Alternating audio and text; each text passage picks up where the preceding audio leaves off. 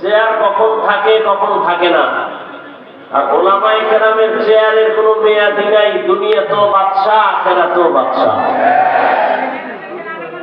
এই জন্য ওলামায়ে কেরামদের দোয়া নিয়ে সবসময় কাজ করবেন, বরকত হবে ইনশাআল্লাহ। আল্লাহ কবুল করেন, আমিন।